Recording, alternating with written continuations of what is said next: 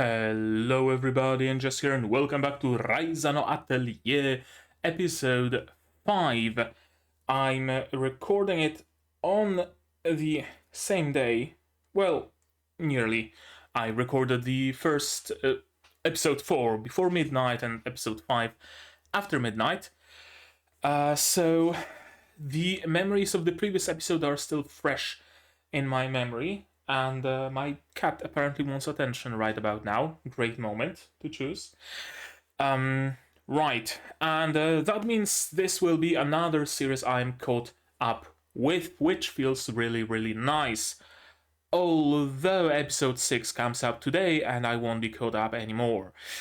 So that's, yeah, I guess I'm gonna have to watch episode 6 as well. No harm in that, of course, because I like this series, so I will gladly watch 3 episodes of it in a short period of time. Right, what happened in the previous episode?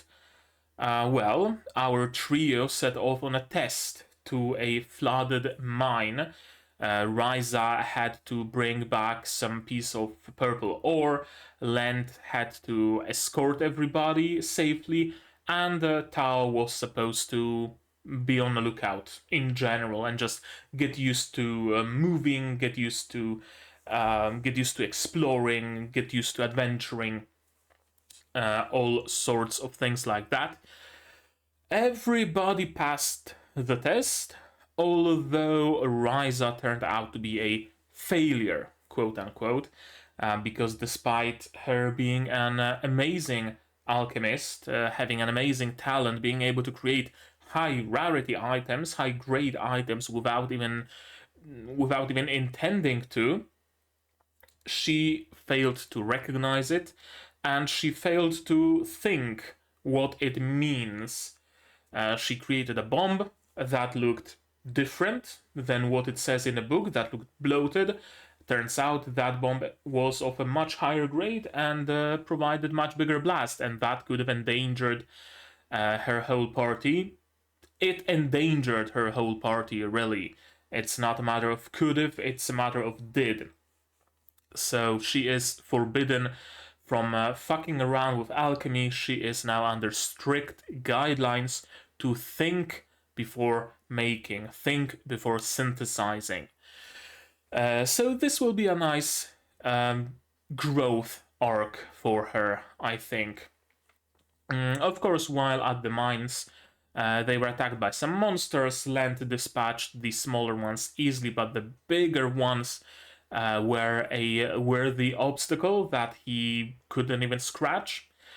And Tao came in clutch. He was able to read the markings on the wall, and he was able to figure out which way is out.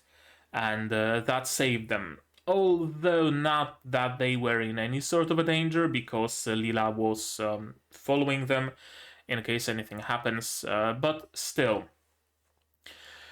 Anything else? Oh, right, there's the conflict with Boss. That is steadily growing.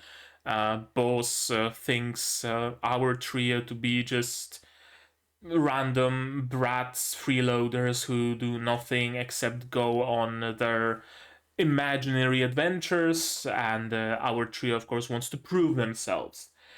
Well, if they were to speak up about what they've done so far, I bet it would be some way of proving themselves, but they'd rather keep it a secret for some godforsaken reason. Ryza seems to be keeping her being although no, I don't think she's keeping it a secret from her parents. They had to notice that she has a cauldron in her room after all. And of course, Boss is very distrustful of Empel as well, because outsiders are scary and he's an outsider. He's gonna eat your pancreas. We of course know it's not the case, but prejudice is alive and well in this tiny little village. In today's episode, I have no idea what's gonna happen. Again, this series is so episodic and each episode is so self-contained that it's honestly kind of hard figuring out what's gonna be the next thing that happens. Is my mic quite alright? I think it is quite alright. It is. Yeah, it's good. Okay. Yeah, today's episode might very well deal with Lent's father, it might deal with Boss, it might deal with, I know, Ryza's training of restraint. It might have Claudia join them because she expressed the desire to do so. I simply don't know. Some ancient danger from underground could suddenly appear and our trio has to defend the village.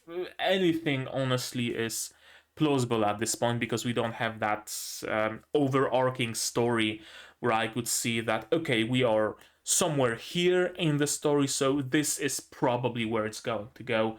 Every episode is more or less its own story. So, with all of that being said, I think we should just watch it and see where it takes us. How about that? To do that, you will of course need your subs to follow along with me. I'm gonna need my sound to hear what's going on, and I'm gonna have to ask you guys for your support monetarily on Patreon down below, or not. Share my content, spread the word, costs you nothing, helps a lot. And with all of that out of the way, we can start watching episode 5 of Ryza no Atelier in 3, 2, 1, go.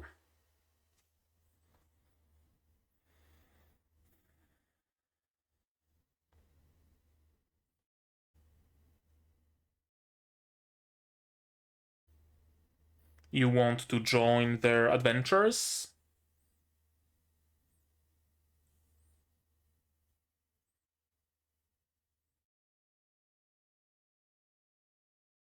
Oh, they've been distant.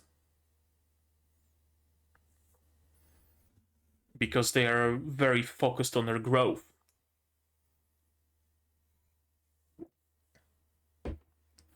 Ryza is no longer thinking about just having tea and crumpets with her friends. She's thinking of doing her job properly. Lent also really took their failure at the mines seriously, so he's training much more heavily. His sword is even more bent and beaten up than it used to be. And Tao is apparently reading 3 books at once.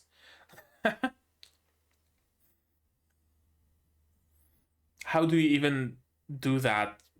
Why don't you just sit down with all 3 books?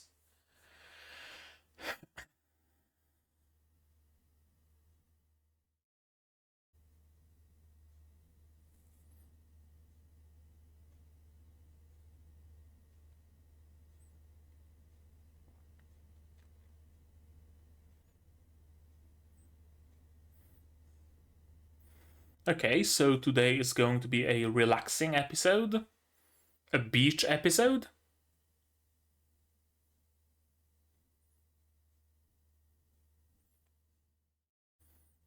Get your swimsuits out. Okay, sure, makes sense. Knowing how to swim, for example, would be a beneficial thing. If your boat capsizes, or if you need to swim through some underground lake, right? I'm probably not one to say because I don't know how to swim, but it's a useful skill, no doubt.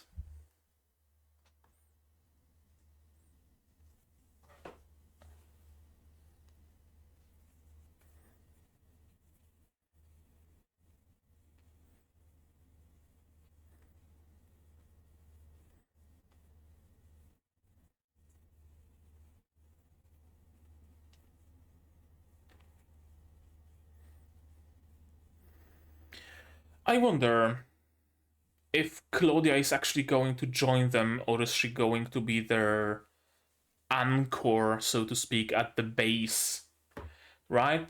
She's going to be their Alfred to Batman, essentially. She stays here in the village, deals with I don't know, rumors, deals with the fallout of their adventuring. She has good head on her shoulders, so she tries to help them in some ways, like in this case, like in episode 3 with the old lady. They wouldn't have given her a bow if she wasn't meant to join us on our adventures there, would they?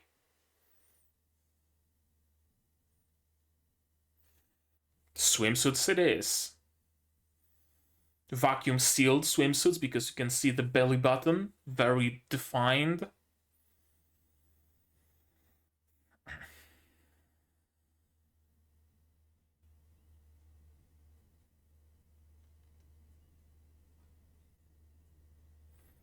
What's the deal with her hair?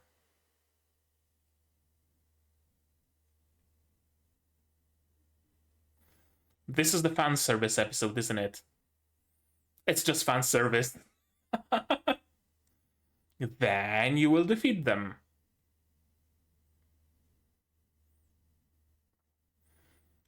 Leela has a stick. That is sufficient.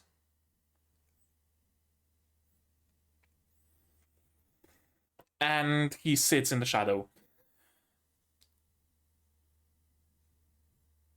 You're gonna have a chance. Swimming develops muscles really well.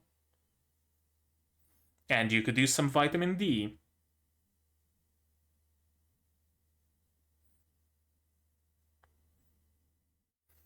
Oh, some childhood trauma?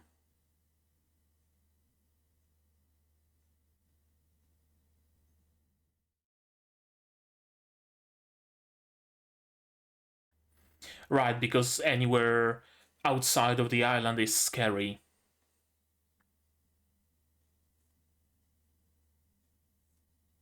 Ryza's eyes look dead for a moment there. Like without that white sparkle in the middle.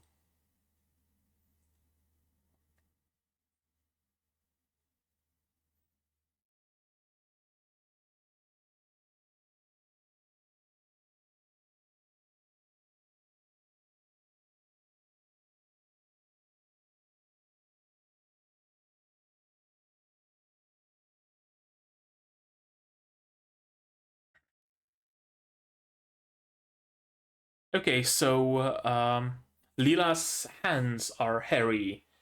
It's not like gauntlets or something, it's fur.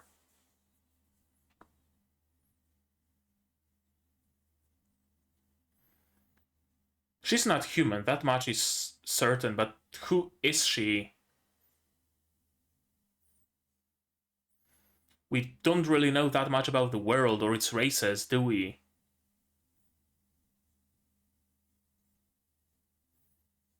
Not like we've seen many other people except just regular normal humans in the first place.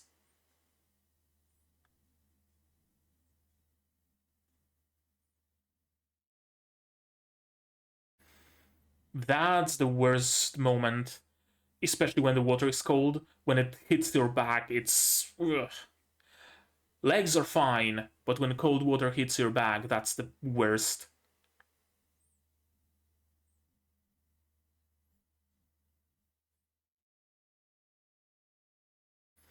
Maybe try, like, squatting first.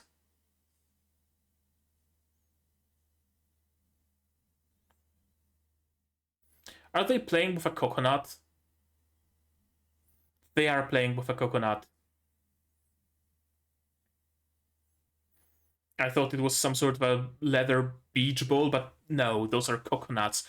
How do you take coconuts with like volleyball bounce and not break your fingers?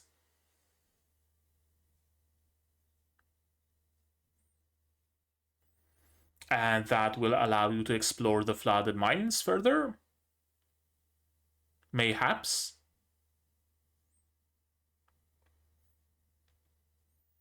Yeah, childhood trauma of almost drowning.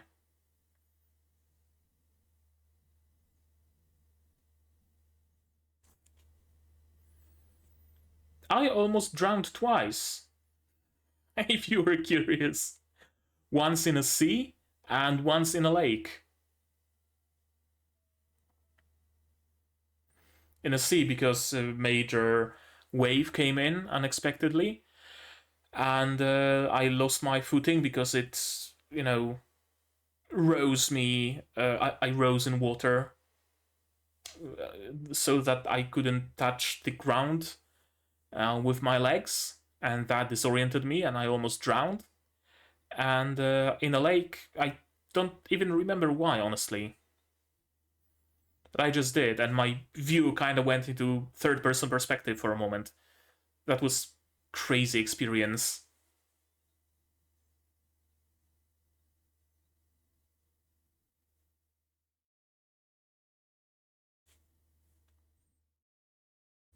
Yeah, a little bit of a success. Where Empel?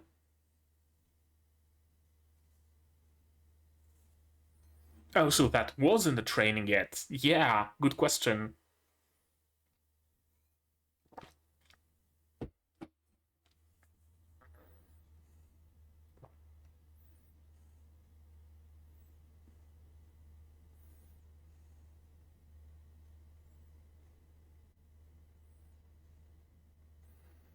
100 puni jumps.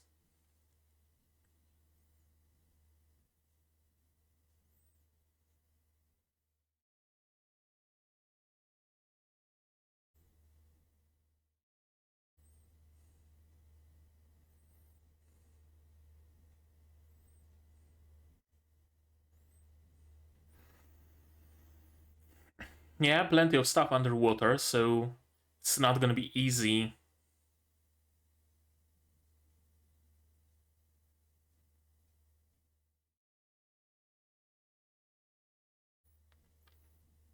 Some sort of a dark colored rock.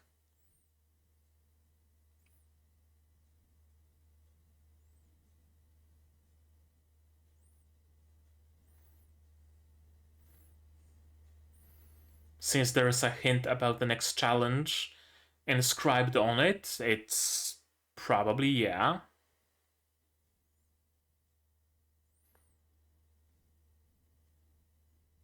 Okay, observational skills. Cobbery Night was really hard to find even in the mines, let alone in the sea. And it has an inscription.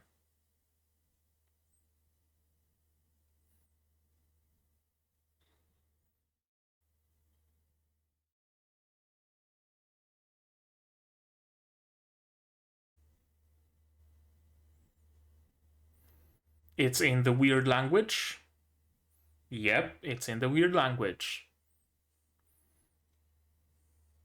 So all of them will partake in the challenge. And the next test will be a test of strength, probably, for Lent.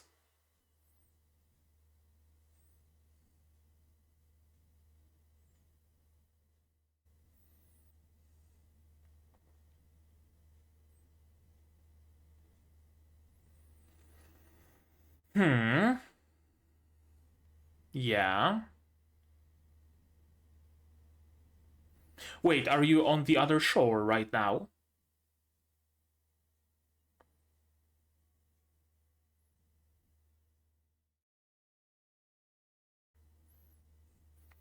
Sounds useful. You should probably collect the seeds or saplings or something.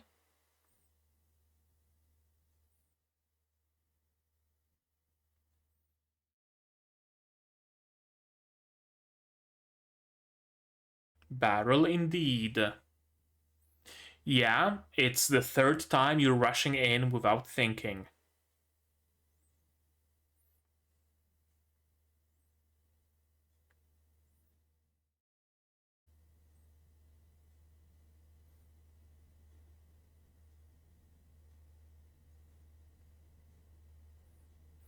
Throw another rock, just in case. Sop?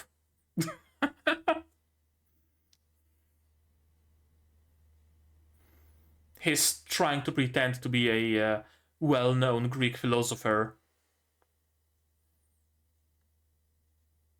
Okay, so that's where he went. And he just went along with it.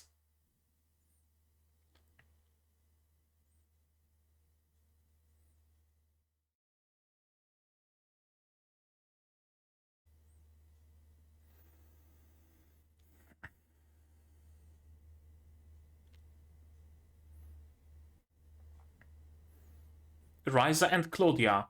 Claudia knows a lot about plants and stuff, so she probably knows if any flowers here have any particular properties.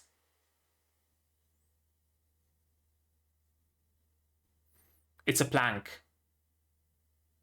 It's a rock.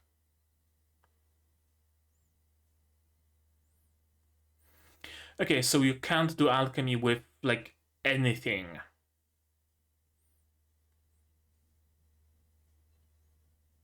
That's 4. They have a name that is a proper noun, so of course they are useful. That's how you know. If it's grass, probably not useful. Something grass. Now we're talking.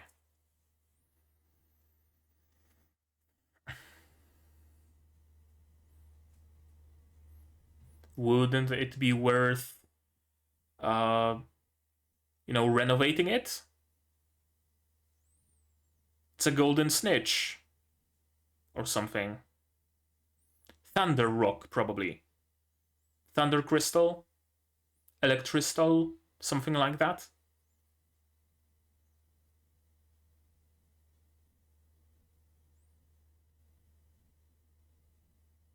Lightning ore.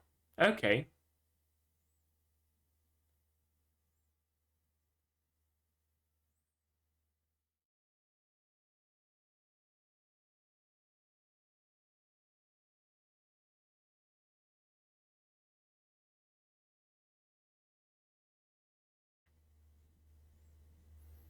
You're going back. Splitting watermelon, or whatever this thing is called. Not watermelon, red melon. Oh. Kurken fruit. Okay.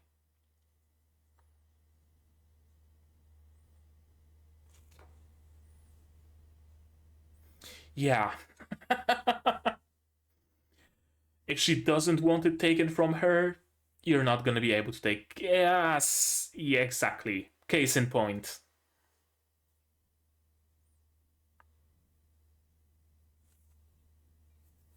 Should have kept some of that lightning ore. Just tase her.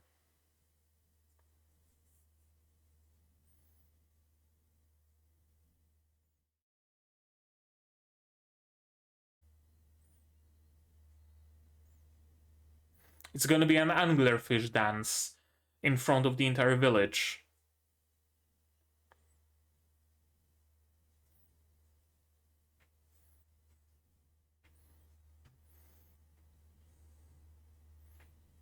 Okay, at least he has the spirit. I honestly expected him to just cower and not even try. Claudia?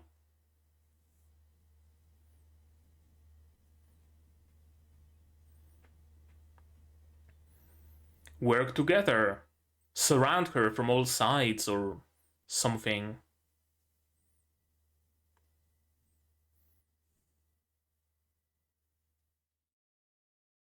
Okay, I guess that works.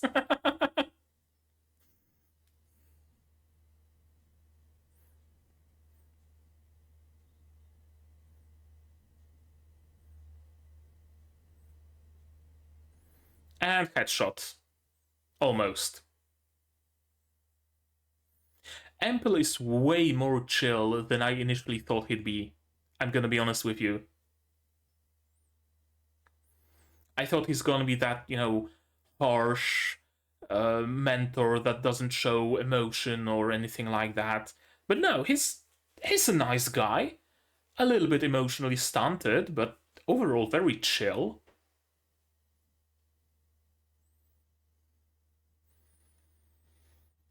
War of Attrition, it's called.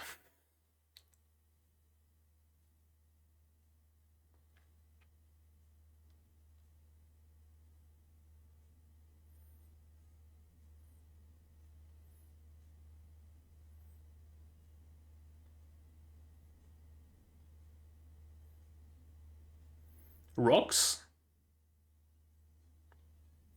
Uni, okay. And ice crystals. Why did you bring all of that to the beach, Ryza?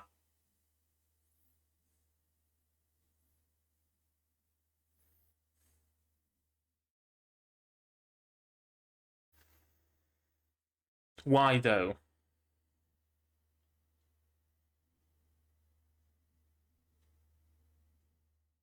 Flashbang. Electric ore. Okay.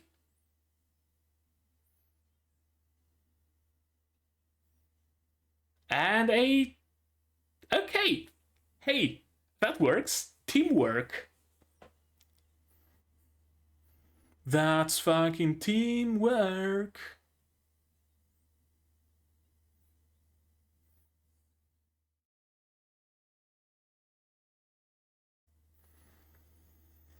Yep.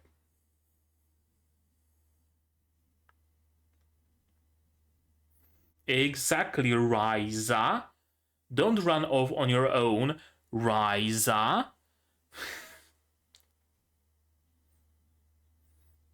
It's a Wagyu watermelon.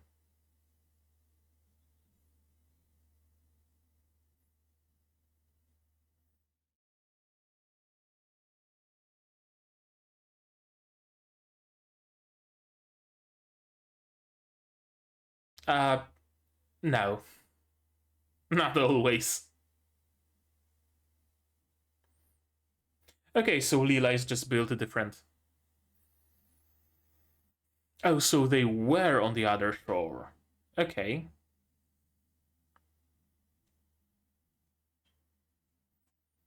It's important to balance work and rest.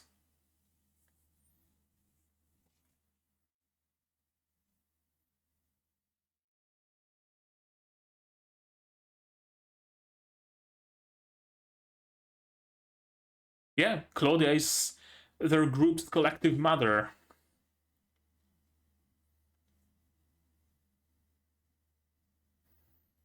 The one brain cell of the group.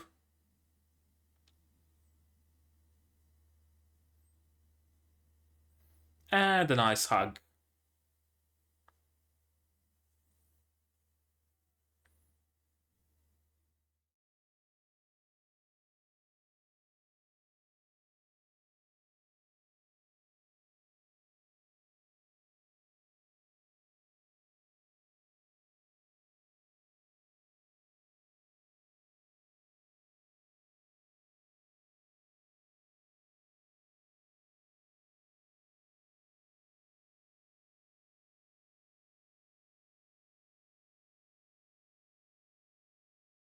Probably. It's like second or third time already you expressed that desire, so it will probably be fulfilled.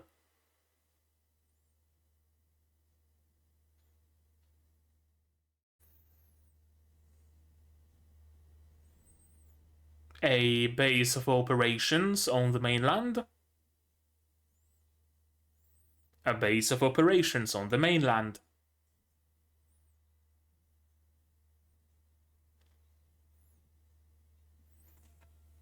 Exactly.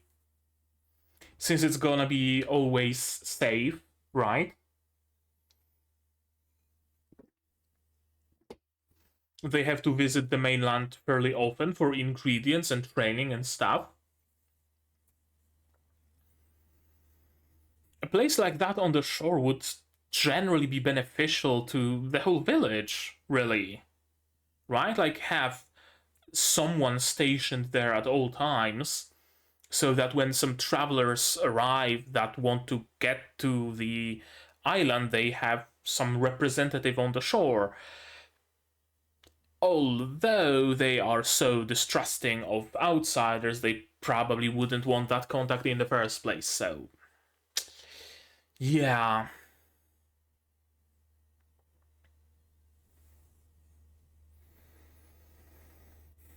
Episode 5, and we still don't really have any budding plot, any overarching story.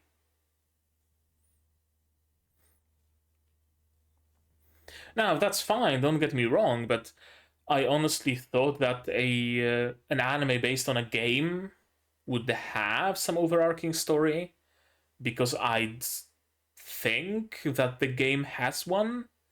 I'm not sure though. Let me know, actually, in the comments. Does the Atelier Ryza game have some overarching story, some overarching plot, or is it also just a collection of quests, like help Farmer Bob with his plants and gather ingredients to make fertilizer, and then help seamstress Anna dye the clothes and make the dye with those ingredients? I don't know. You let me know, because I haven't played the games. I might have to, one of these days. We'll see. What we will see now, though, is this episode again, as always. Shall we? Yes, we shall. Of course, as always. That also doesn't change. I love how Empel and Lila spend time sitting at the house.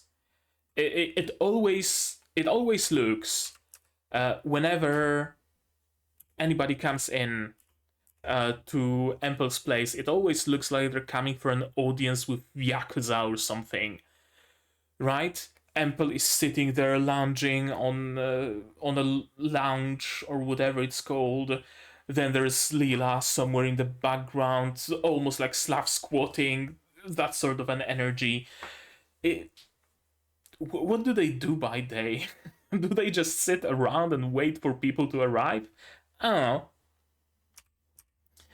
And yeah, everybody's been very, very focused on their training. This is interesting. This view. This view is interesting because all of those bombs seem to be of higher quality. You would expect, right? You would expect that perhaps Ryza has enough aptitude to create higher quality stuff, so that half of the things she makes are high quality, or a third of the things she makes is of high quality. But this seems like everything she makes is of high quality. Her problem is trying to consciously, willingly make something of bad quality. Maybe not bad quality, but normal quality. Try as she might, she only makes absolute fucking certified bangers. Which is interesting. I really like that. I really like that she might be too good for her own good, you know?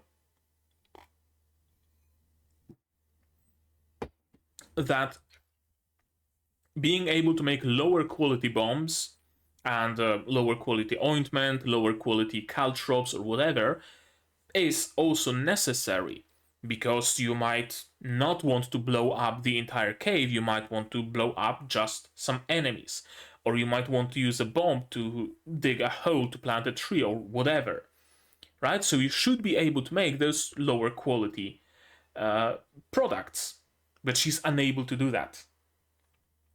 Whenever she makes a bomb, it's a bomb that explodes the whole mine. Whenever she makes an iced caltrop, it's a caltrop that freezes the entire lake. Whenever she makes healing ointment, it's ointment that just is a panaceum that heals all your age-related ailments and everything else, right? I really like that archetype of a character who is too powerful for their own good. You know? Very often in anime, in manga, you see characters that are supposed to be too powerful for the world, too powerful for their own good, but usually all it means is just boring cakewalk. I've been reading a lot of isekai mangas recently, and plenty of them have like super extra amazing powerful A rank double S god hand protection level 5000 main characters, and it's kind of fun to watch it, fun to read it for like a chapter or two, but then it just becomes stale because there's no challenge or anything. But there was one manga, one, I think it also was an isekai, where the main character was extremely powerful, but he was too powerful for his own good. He, for example, he for like a long time couldn't use fireball, for example, because whenever he would use a fireball, he would blow himself up as well as his target. So he had to learn restraint to throw just a small fireball. Lightning, whenever he would use lightning, it would shock the ground and shock himself as well, instead of just shocking the target, etc., etc. A similar concept was in Sigh no Paladin as well. Our main character's pronunciation of words was at times simply too good, so the spells were too good, and he could hurt himself if he pronounced fireball too well. I always really like that. When huge amounts of power, huge amounts of raw skill and damage and whatnot can also damage the user, can also be a detriment to them. And this is something very similar. Maybe not so much when it comes to healing ointment, but when it comes to bomb, Ryza right now is unable to make bombs that won't also blow up her and her companions. And that's cool.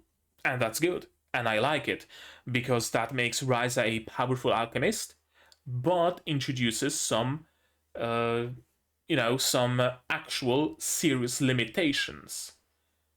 She can't use those bombs, really. Or if she uses them, she has to use them very carefully. That's cool. I really, really like that. Lent training, his sword seems even more beaten up than it used to be.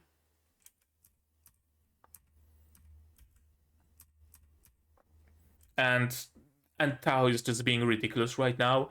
He's like that guy in, I don't know, Japan or China or wherever it was, that had like 80 phones strapped to his back and playing Pokemon Go on 80 different accounts at the same time. That's the first thing that came into my mind. Why don't you just sit down with those 3 books? If not at home, if you don't want to stay in your study, then sit down by the tree that you bumped into and read all 3 books there. Don't use fucking fishing rods to triple task reading. It's not how it works. You can't multitask reading. And of course, Claudia is worried. It's the 2nd time already that Claudia comes in clutch. It's cool. I like that she is their anchor, I would call it. Ryza, Lent, and Tao are always out and about, going for adventures, etc., etc. Meanwhile, Claudia is here to, rein them in a little, to help them, to do some research, perhaps, while they are out there. Those sorts of things. Of course, she wants to join the team, she wants to join in on our adventures, and I will gladly see her do that, of course. But I like the role she's been given right now. Training on the beach. And swimsuits. I guess we can already check off a swimsuit beach episode. Some nice swimsuits. Way overdone. Like, why does she, Lila, have that band on her thigh? I don't know. Also, it has to take a lot of time to tie her hair with all this shit every morning. I can't imagine doing that. Although I guess Empel has it even worse, because he has like individual strands of hair with a clasp at the end. All of the swimsuits are very nice, of course.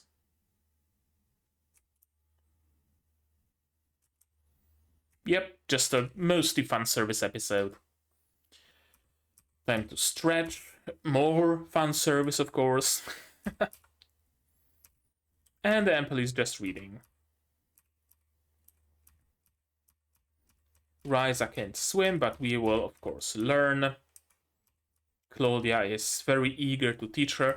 What is that belt doing for Lent? Like, tell me, what's that belt doing for him? It's just there. I guess it's fashion. Fashion doesn't have to be entirely functional. Doing underwater puni jumps. Well, at least she doesn't have you do underwater burpees. That would be hell. Learning to swim. And just bouncing coconuts with their bare hands. Lent is a machine. Lent, if he can just punch a coconut from midair and not crack his knuckles, he's a fucking Terminator. he doesn't need a sword. He can just punch monsters into submission. And yeah, Leela isn't a human.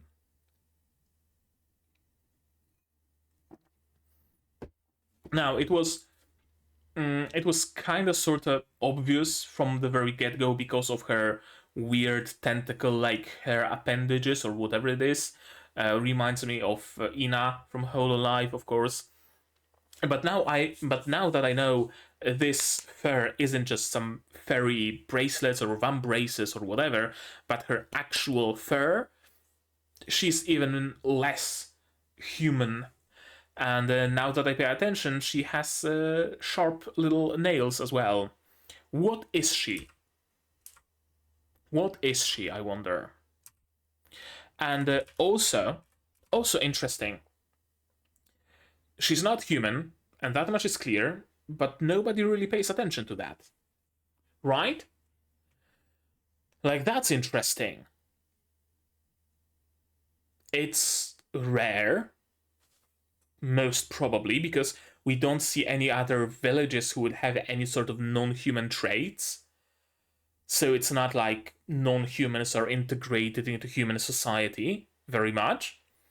But nobody really paid any attention to Leela's looks. You would expect that when our trio first met Leela, they'd be like, maybe Tao, because he's the most knowledgeable of them all. Oh, are you a Bingus? I thought your kind was settled like way down east. What are you doing in our part of the world? But no, nobody really paid any attention to that. Like, being this kind of a humanoid is perfectly normal, but we see that it isn't because there aren't any more characters like Leela around. I wonder if it's simply skipped for the adaptation. Possibly. Since it's an adaptation of a beloved game franchise, then I fully believe that some things that are plenty obvious to the players are just skipped, glossed over in the show. Childhood trauma, almost drowning. Almost drowning. And the underwater is so beautiful, especially Claudia. It was so pretty. I'm not talking about the underwater grass, I'm talking about you, Claudia. 100% guarantee people ship Claudia and Ryza. 100%. And Ample disappeared. Find an object. And yeah, her knowledge of materials comes useful. It was so hard to find this stone in the mine where it was supposed to be, so what the fuck is it doing just randomly on the shore? It isn't supposed to be here, so it's probably the object that Leela threw. And it has inscription. And just as I thought, everybody is using their strong suits to solve the problem. At first, it's Ryza using her alchemical knowledge to find the thing that doesn't belong. Then it's Tao using his knowledge of the language to read the directions. And then it's Lent throwing a stone because he knows to expect the unexpected. Apparently, a single flower can just keep monsters away. You'd think people would keep those, right? Like if the world is infested by monsters and there's a flower that can repel them, you'd think that they would be growing all around every single village. Apparently not. I wonder if it's a matter of plants just growing where they grow and not being able to grow anywhere else. Like if you were to take this plant, like dig out of it and put it in a pot, it would just die. Or if you were to plant it next village over, it would just die because it has such a narrow window of conditions that it can live in. I wonder. I wonder if that's the case. Like, you have dandelions that can grow in concrete on the roof, in sand, and everywhere else, and then you have a rose bush that dies because you watered it ever so slightly too much. Ample in a box. Find 5 ingredients. I honestly thought anything can be an alchemical ingredient. Like you could grab some grass, some sand, a little bit of that vine from the wall, and that's already 3 ingredients. But no, apparently only certain things have alchemical properties. Perhaps that is why Ryza isn't actually grabbing everything. Like I mentioned in the previous episode, it seemed very weird to me that Ryza wouldn't just grab random rocks from the walls, random crystals, random plants, flowers, etc., because they might be useful. Maybe they just aren't useful. Maybe that's it. Blue clover, lantern glass. Glass or grass? What does she say? Xa. Grass. Lantern grass. So, another episode with a slight mistake in the subtitles. Of course, random rocks and random planks don't work either. And here, Claudia comes in clutch, finding uni and berries. Perhaps this was where researchers of the ruins camped. Possibly. Thunder ore. Lightning ore. Right? Like, as I mentioned about the hair, imagine having to do your hair every morning with those tiny little clasps. They should be happy that they are in an anime and they don't actually have to do that. They're just born this way. A stone imbued with the power of lightning. Next challenge is back at the beach. Giant kurken fruit. And we're going for a chase.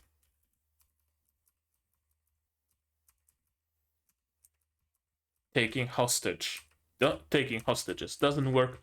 Only teamwork. Teamwork is the key. Caltrops eyes trying to drive her further out for some reason. I don't know why Emperor would think that's their goal.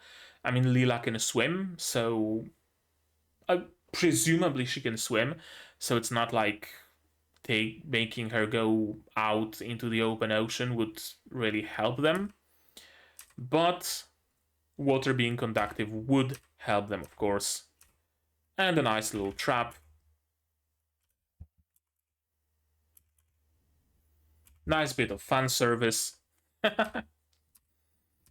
Even the almighty Lila can be taken by surprise when everybody works together against her. And yeah, I guess it was a nice exercise in teamwork. So far, everybody was mostly doing their own thing, right? Like, even in the cave, in the flooded mines, Tao was looking around for some inscriptions. Lent was constantly, enemies, way out, enemies, anything out there, just focusing on his surroundings. Ryza was just tunnel visioned towards whatever she needs, and they weren't working together really. They were reactive to each other, but not really working as a team, working as a unit. This time around, terribly sorry. This time around, they did work as a unit, and that will make them grow as a team, not just as individuals, but as a team. And they also worked with Claudia, which again makes me believe that she will join the team sooner or later. It's rare, that must mean it's delicious. Well, not always. Not always, I'm afraid. Of course, everything thanks to Claudia. Nice little friendly hug. I wonder if one day I can be with them like today. Probably. My bet is on yes. There's been too much foreshadowing of Claudia joining in on the fun for that to not happen. Is that place always going to be safe? Okay. We have a confirmation, but what if the flower dies? What if you overwater it and it just wilts? What if there's a drought and it just dries out? Maybe it doesn't. Maybe it has like super deep root system or whatever. I don't know how it works. It's magic. Whatever. Just thought of something good.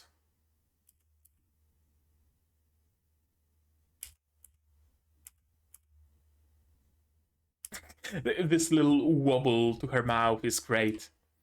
Let's all make a secret hideout together. Of course. That includes Claudia, and why the fuck do you have your bow with you? Why do you have your bow, Claudia? You weren't there to train. You aren't a part of their expedition team.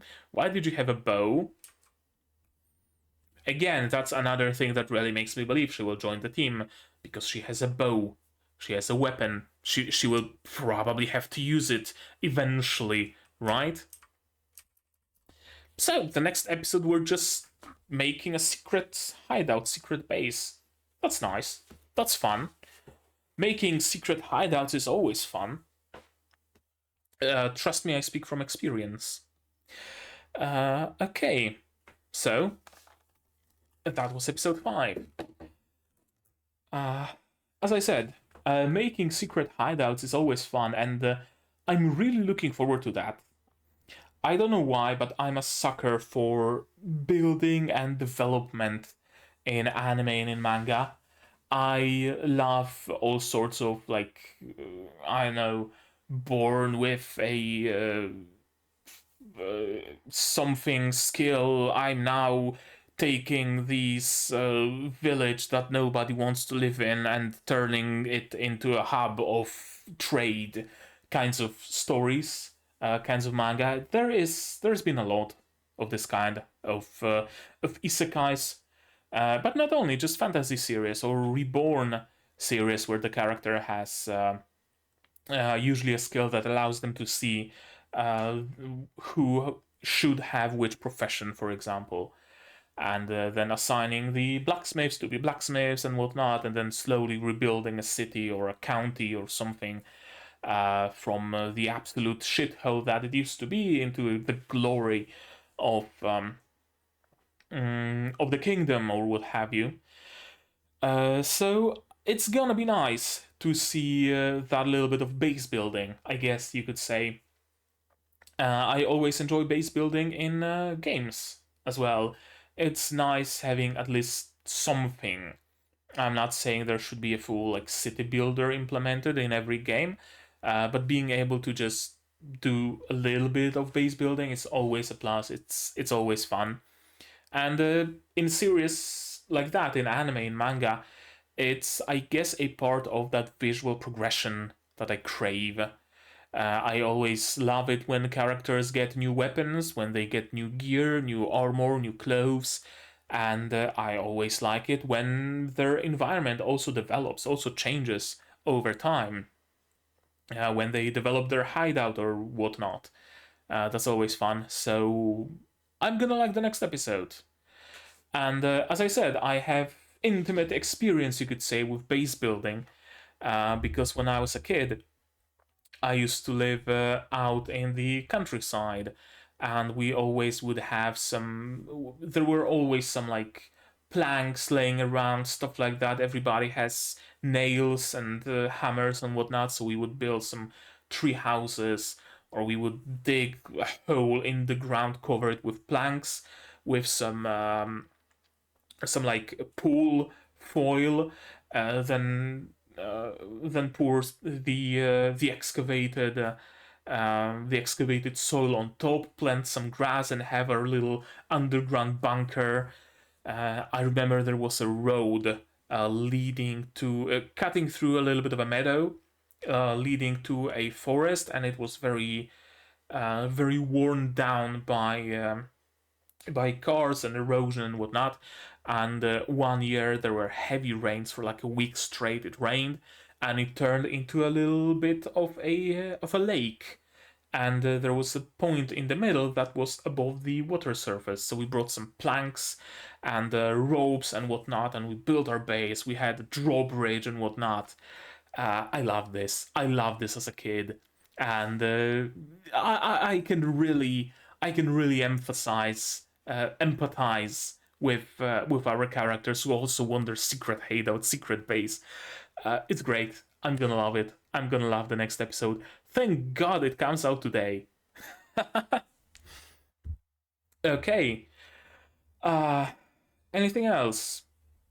Our characters learn to work as a team. That's gonna come in useful. I wonder if the story is seems disjointed, but it's building towards something. I wonder if they are building towards our trio, perhaps soon with Claudia as well. So 4 people, 3 people is trio, 5 people is a quintet, 4 people will be a quartet. Quartet. Yeah, I wonder if our quartet will eventually be all prepared, and then episode 10, 11-ish, they finally set off for that good and proper adventure, perhaps finding another water source for the village, for example, or something like that. But those seemingly disjointed first episodes are serve the purpose of building up our characters as a team so that they can enter the main overarching story already developed to some degree. So that they don't develop alongside the story but enter the story already somewhat developed. I have a feeling that might be the case. We'll see. We'll see, I guess, with future episodes. Anything else I would have to add? I don't think so. I don't think so, except to reiterate that Apple really surprised me. My initial impressions were that he's gonna be that very like hard-ass and emotionless mentor that's like no nonsense, no bullshit. But no, he's chill. Leela pushed me into the barrel. Oh well, I guess this is my life now. Claudia wants to go to the beach. Hell yeah, let's go to the beach. It's gonna be a nice change of pace. I really like him. I really like all of the characters. I really, really do. Yeah, I guess that's it. I guess that's gonna be it. But maybe you guys have something more to add, and if so, say so in the comments down below. What did you think of this episode, my reaction, my theories, stuff like that? No spoilers, please, for the games.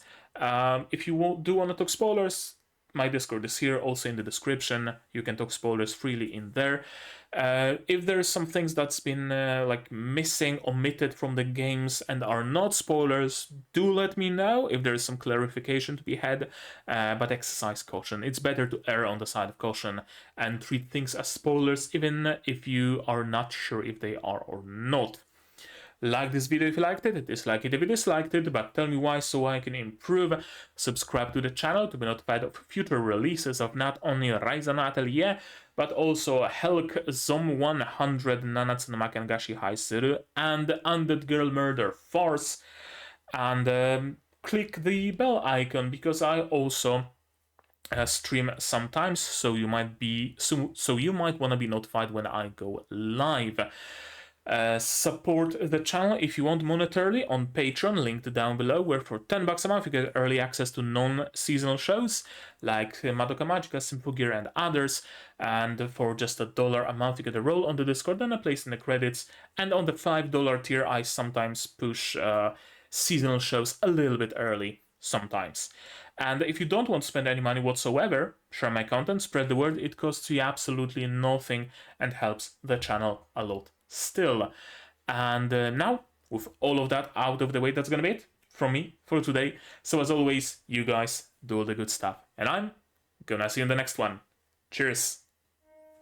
And here's the list of my wonderful Patreons: Scooby, Without a Net, Prudzay, Rainer, Aquamancer, Fassel, Dr. Walt, Marsh, Yuki Ally, and Hans Peter, and you can join them without having to jump underwater.